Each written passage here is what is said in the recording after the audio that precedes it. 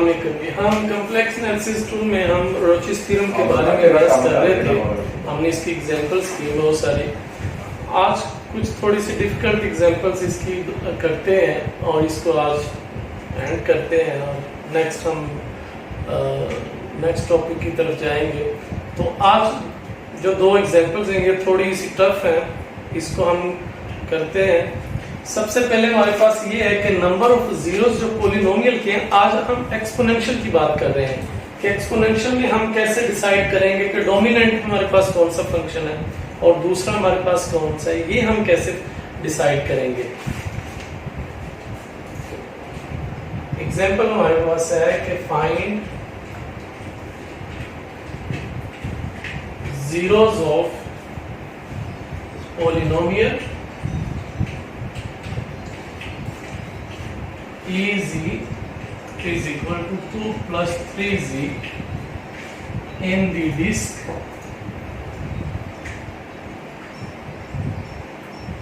Z mod less than 1। तो सबसे पहले हम पॉलिनोमियल बनाएंगे, इसको रीअरेंज करके, और उसके बाद फिर हम इसके जीरोस की तरफ बढ़ते हैं रोचिस थ्योरम के तहत। सॉल्यूशन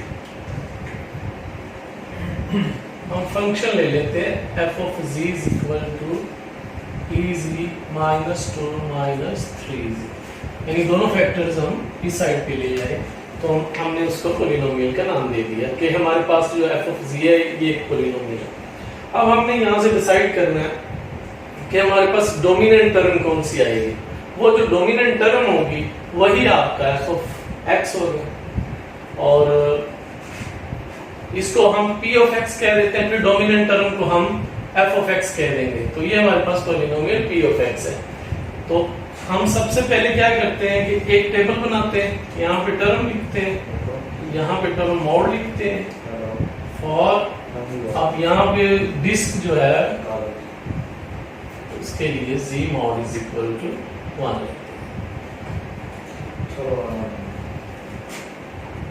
जी।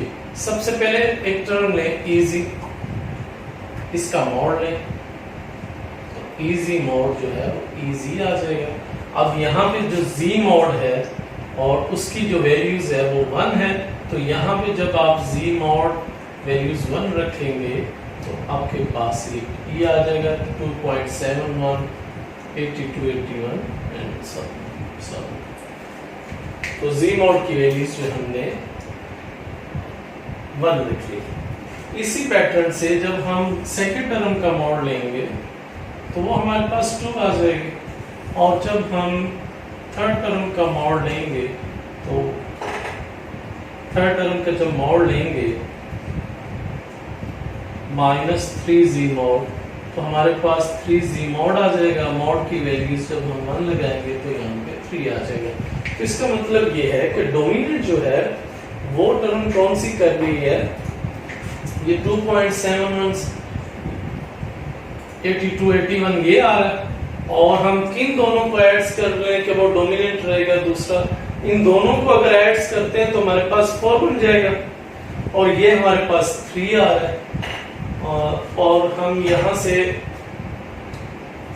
जो डिसाइड करेंगे कि हमारे पास डोमिनेंट किसने किया है, तो वो डोमिनेंट इस दफा मिला के होगा दो टर्म्स को, यानी हम यहाँ से अगर दोनों को ये ले लें, इसको और इसको, तो ये हमारे पास डोमिनेंट टर्म आ जाएगी। इन दोनों को अगर मिला लें या अगर हम इन दोनों को मिला लें, इसको और इसको, तो ये भी हमारे पास एक डोमिनेंट टर्म आ जाएगी।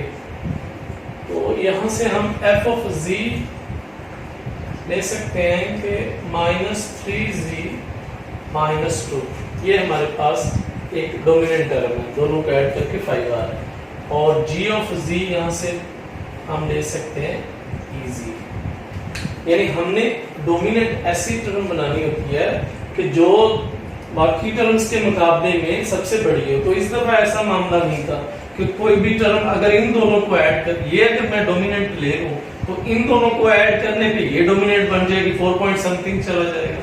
तो फिर हमने इन दोनों को मिला लिया, 3 + 2 5, ये डोमिनेंट कर दी और ये हमारी g of z होगी। तो f of z आपकी ये डोमिनेंट टर्म है। यानी इन दोनों को मिला के हमने एक डोमिनेंट टर्म ले ली।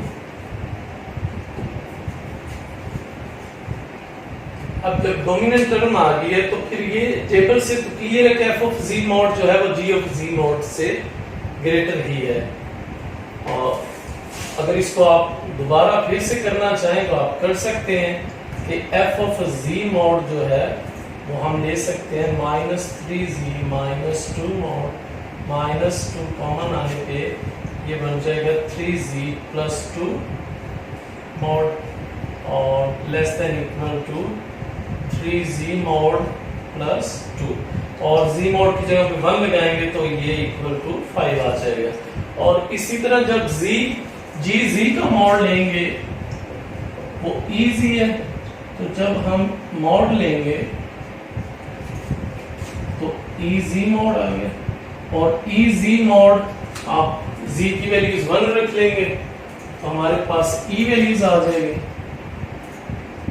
which is 2.718282। तो यहां से हमारे पास ये क्लियर आ गया कि अगर हम g ऑफ z और f ऑफ z करें तो हमारे पास आंसर लेस देन 1 नहीं आएगा, क्योंकि f ऑफ z क्या है, g ऑफ z से ग्रेटर है। ये 5 आया वो 2 पॉइंट समथिंग है, तो जब बड़ी टर्म नीचे रखते हैं और छोटी टर्म ऊपर होती है तो आंसर हमेशा 1 से लेस आता है। 1 से लेस आता है तो हम इसको ऐसे भी लिख सकते हैं f ऑफ z। तो ये ग्रेटर रहेगा g ऑफ z से एट ईच पॉइंट ऑन सी के जो बाउंड्री का हर पॉइंट और सारे पॉइंट्स के लिए ये ग्रेटर आएगा। अब दूसरी कंडीशंस ये है कि अगर ये आप सेटिस्फाई कर दिया रोचेस थ्योरम आपका अप्लाई हो सकता है कि जितनी f ऑफ z की जीरोस की तादाद उतनी f of z plus g of z की तादाद। अब हमारे पास f ऑफ z में जो जीरो है वो z की पावर 1 है, क्योंकि इसलिए जीरोस की तादाद 1 है, तो इसलिए f of z plus g of z में भी जीरोस की तादाद जो है वो 1 ही होगी। तो by Rouche's theorem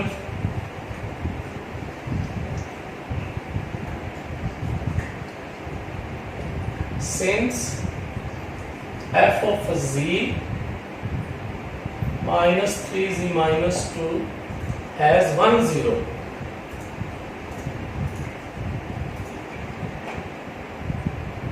so f of z plus g of z which is equal to ez minus 2 minus 3 also has 1 0। तो वो अगर 1 0 रखती है तो रोचेस थ्योरम कहता है कि अगर f ऑफ z डोमिनेंट 1 0 रख रही है तो f of z plus g of z भी जो है वो हमारे पास जो है वो उतने ही 0 रखेगी जितने डोमिनेंट रखती है। तो ये हमारी एग्जांपल थी। यहाँ पे सिर्फ मसला ये आना था कि हम कौन से दो डिसाइड करें, टर्म का सम लें कि हमारे पास वो डोमिनेंट टर्म बन जाए। तो इन दोनों को हमने ऐड किया तो हमारे पास डोमिनेंट आ गया। अब एक एग्जांपल हम और लेते हैं इसी पैटर्न से।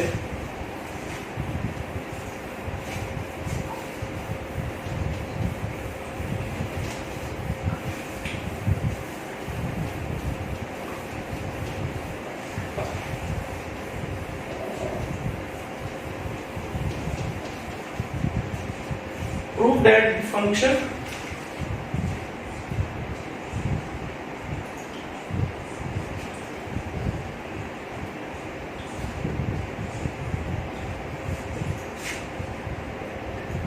prove that the function 2 plus z square minus e raised minus iota z has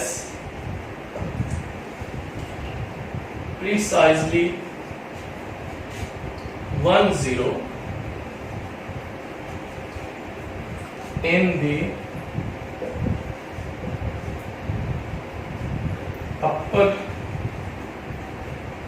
open upper half plane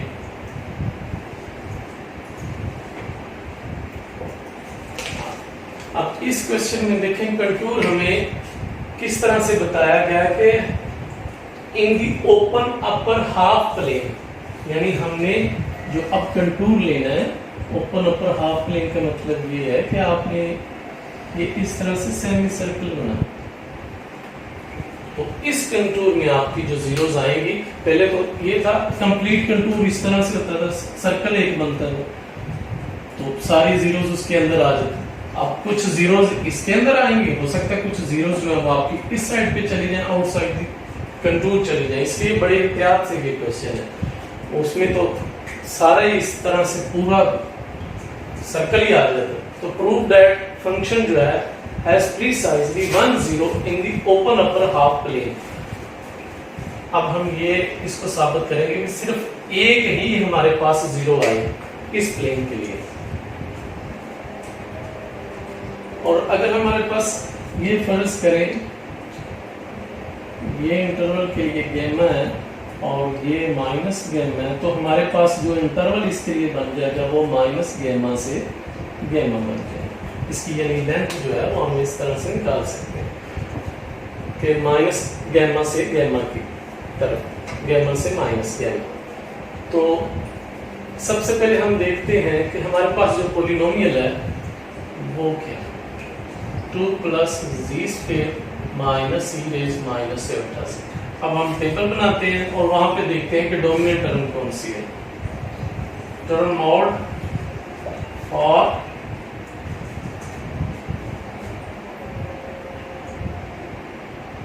half upper plane, half upper plane के लिए हमने ये ले ली। पहले तो ये पता ना g mod is equal to this, तो इस दफा हम वो नहीं कर सकते। तो सबसे पहले 2 है तो 2 मॉड जो है वो भी 2 है, और जब जी स्क्वायर है तो जी स्क्वायर है तो जी मॉड स्क्वायर है। तो अब हमारे पास ऐसा कोई भी z की कोई वैल्यूज नहीं है कि हम लगा सके, तो ये z जो है वो z स्क्वायर बन जाएगा। और इसी पैटर्न से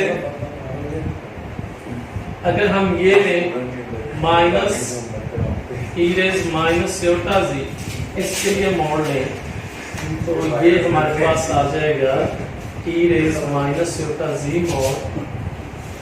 और हम जब इसको ओपन करेंगे तो cos जी माइनस सेटा साइन जी मॉड आ जाएगा। और मॉड जब हम लेंगे तो cos स्क्वायर जी प्लस साइन स्क्वायर जी स्क्वायर रूट आ जाएगा, तो ये 1 बन जाएगा हमारे पास।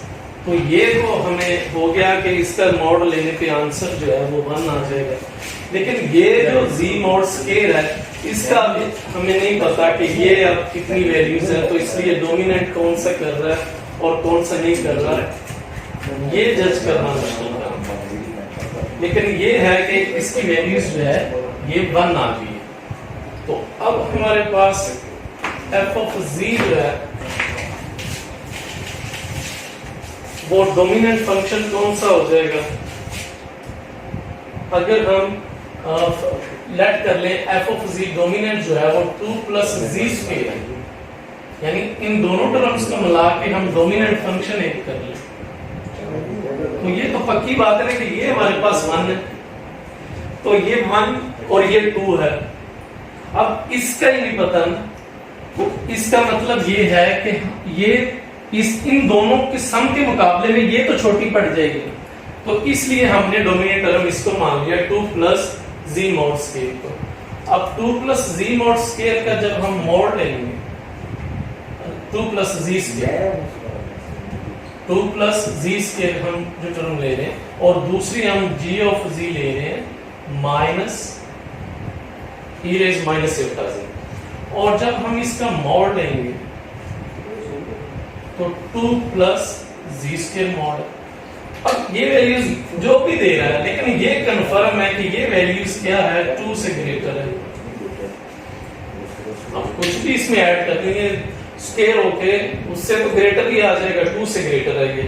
और ये वैल्यूज हमने जब इसका मॉड लिया तो हमने इसका मॉड लिया, आंसर क्या आया हमारे पास 1 आया, तो ये 1 है। यहां से हमें अफज हो गया, हमने रिडक्शन कर ली कि f ऑफ z जो है वो ग्रेटर है g ऑफ z के एट ईच पॉइंट ऑन सी इस दफा हमारा हाफ अपर प्लेन है। तो हमने जो ये काम किया है यही मेन मसला था कि हम यहाँ से क्या डिसाइड करें कि डोमिनेंट कौन कर रहा है। तो हमने क्योंकि ये 1 आ गया तो इन दोनों को ऐड करने पे इससे तो बड़ा ही आना था, डोमिनेंट हो गया, तो ये फंक्शन हमने ले लिया। अब ये 2 + z स्क्वायर 2 से तो ग्रेटर ही होगा, और जब हमने इसका मोड लिया तो ये 1 होगा, तो f ऑफ z ग्रेटर आ गया g ऑफ z के। अब हमारे पास जो फंक्शन है वो 2 + z से, अब देखिए दिखने में ऐसे लग रहा है कि अगर z स्क्वायर है तो 2 जीरोस आ गई, तो f of z + g of z में भी 2 जीरोस आ जाएंगे, लेकिन ये सर्कल पूरा नहीं है, इसलिए बड़ी एहतियात से कि हम ये दोनों जो जीरोस हैं क्या वो अपने कंटूर के अंदर ही लाई कर रही है, वो आगे पीछे तो नहीं जा रहे, ये हमने देखना है। अब हमारे पास जीरो से निकालने का क्या तरीका है, जो हमें प्रिंसिपल आर्गुमेंट थ्योरम भी देता है कि अगर आपके पास function f of z given है तो आप वहां से जीरोस की तादाद फाइंड कर सकते हैं कि आपके z क्या निकलेंगे। तो फॉर जीरोस हम f ऑफ z को 0 रख लेते हैं, यानी z स्क्वायर + 2 0 रखने पे हमारे पास ये बन गया -2, और यहां से z आ गया ±2 स्क्वायर रूट a। अब ये जीरोस आ गए हमारे। अब हमने देखना ये कि हमारे कंटूर में ये लाई करते हैं या नहीं करते। जब हम वैल्यूज प्लस की लगाते हैं 2 स्क्वायर रूट a होता, तो वो हमारे पास बिल्कुल उसी कंटूर में आएगी 2 स्क्वायर रूट a होता। लेकिन जैसे हम माइनस के साथ जीरो वैल्यूज लेते हैं तो वो नीचे हमारे चले जाएंगे -2 स्क्वायर रूट a, यानी एक जीरो तो आपकी यहाँ पे आ गई है कंटूर के अंदर, दूसरी जीरो नहीं आई। तो यहाँ पे आप मेंशन कर दें कि z = -2 square root a is outside the contour. और अगर ये आउटसाइड द कंटूर आ गया तो इसका मतलब ये है इनसाइड तो सिर्फ 2 स्क्वायर रूट ऑफ a रह गया। तो this implies that f of z has 1 0। f of z हमारे पास सिर्फ एक जीरो रखता है। अगर f of z एक जीरो रखता है तो by Rouche's theorem f of z, this implies f of z plus g of z also has 1 0, तो वो भी हमारे पास एक ही जीरो रखता है। तो ये हमारा क्वेश्चन था, थोड़ा सा डिफिकल्ट है, दूसरे जो हमने क्वेश्चन किए उनकी निस्बत आज के क्वेश्चन डिफिकल्ट है। इस पे आप गौर फिक्र करें, कोई मसला हो तो फिर आप लोग हमें बताइएगा। एक ही तकनीक है। आज के लिए इतना ही, अल्लाह हाफिज।